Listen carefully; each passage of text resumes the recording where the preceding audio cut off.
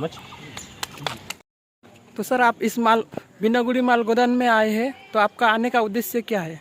सबसे पहले तो आपका स्वागत है रेलवे माल गोदाम श्रमिक संघ के बिनागुड़ी माल गोडाउन पे, जो आप देख सकते हो तो स्तंभ है। और इसी तरह आपको बताता चलूँ कि आज हम लोगों को सरकार ने जो जितनी सुविधाएं पास करी हैं, जो दी हैं, उन सुविधाओं को हम लोग दिल्ली से लेके पूरे आसाम, बंगाल, हर जगह लागू करवाने के लिए जा रहे हैं। कई गोदामों पर लागू करवाया है। यहाँ पे बादल मुंडा जी पूरे NFR जोन को डील कर रहे हैं। और मैं चाहूँगा इनसे कि अब जल्द से जल्द हमारे जितने मजदूर भाई यहाँ पर मौजूद हैं और जो मौजूद नहीं हो पाए हैं, उन सबका ये हमको डाटा कलेक्ट करके देंगे, रेड कार्ड बनवा के देंगे।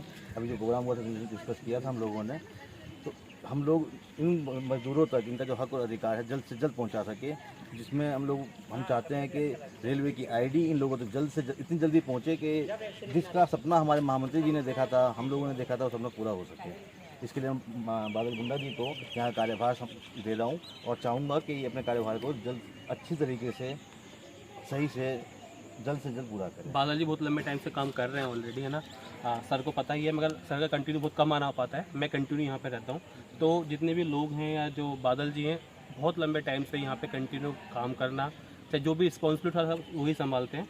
तो जो काम मोस्टली कंप्लीट हो गया है, उसको बस एक अंतिम पड़ाव पे लेके जाना है। तो हमारा एक मेन कंसर्न है कि जो लोग बहुत लंबे टाइम से जुड़े हुए थे, काम कर रहे थे, जो लेबर जुड़ी हुई थी, तो अब आने वाले टाइम में जो मैक्सिमम टाइम 1.5, 2, 2.5 महीने जो भी जाना है, उसमें हम जल्दी से जल्दी जितनी भी लेबर यहाँ पे काम करती है उसका रेड कार्ड बनवाएं और चीज़ें दिलवाना शुरू करें। Thank you so much. जोरदार तालियां हो जाएं हमारे इस मंच के संचालक और संयोजक माननीय बादल मुंडा जी के लिए। जोरदार तालियां हो जाएं,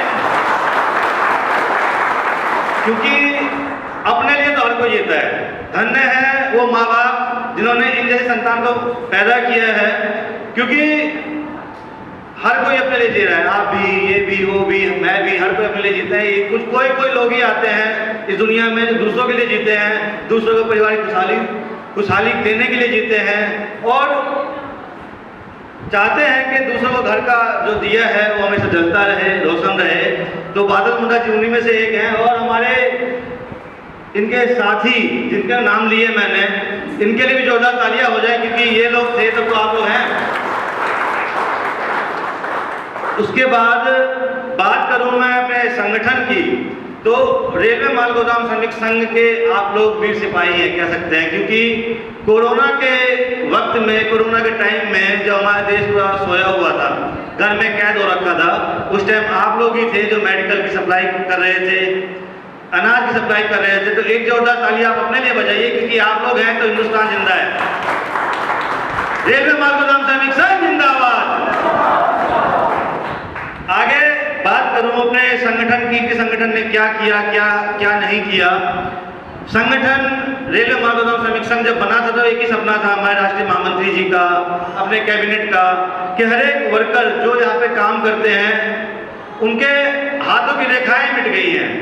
हाथ आज कट्टा उठाते उठाते जब हम गोदाम पे जाते हैं, लेबरों को देखते हैं, श्रमिकों को देखते हैं, तो दिखता है कि जी हाथों की रेखाएं जो है वो खत्म हो चुकी हैं। कट्टे पहन के जीवन यापन करते हैं। अगर पानी पीना है, पानी जैसी मूलभूत सुविधाएं, अगर उसको पानी भी पीना है तो कहाँ जाना पड़ता है? प्लेटफॉर्म पे।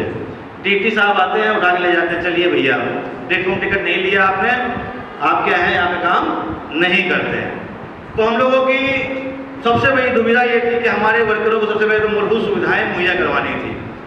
तो हम लोगों ने पीने का पानी, शौचालय, स्नान घर, विश्राम गृह, इन सारी मूलभूत सुविधाओं को जहाँ जहाँ हमारा संगठन बना, हम लोगों ने वहाँ पे उस चीज़ को मुहैया करवाया।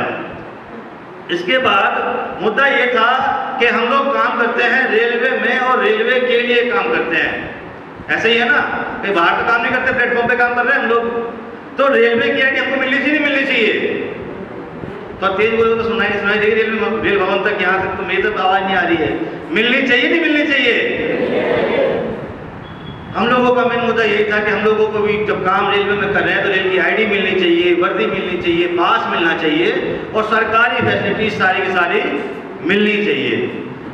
इसी को के मद्देनजर अभी हमारे छोटे भाई दानिश जी ने बताया कि वेतन संहिता और सोशल सिक्योरिटी स्कीम, सामाजिक सुरक्षा व्यवस्था, इन सब चीज़ों को 4 लेबर कोड में लिया। लेकिन ये जो चीज़ें थी ऑलरेडी सरकार ने लागू कर रखी थी और सरकार ये चीज़ें उन्हीं लोगों को दे रही थी जो लोग वहाँ पे जाते थे, सरकार के सामने अपनी समस्या को बताते थे और सरकार उन लोगों को मुहैया करवाती थी। हमारे राष्ट्रीय महामंत्री माननीय गौतम कुमार जी ने इन चीज़ों को मुहैया लागू करवाया गोदाम के ऊपर, चाहे वो ESI की सुविधा हो, PF की सुविधा हो, चाहे वो पीने का पानी, मतलब मूलभूत सुविधाएं हो, हर एक चीज़ को लागू करवाया।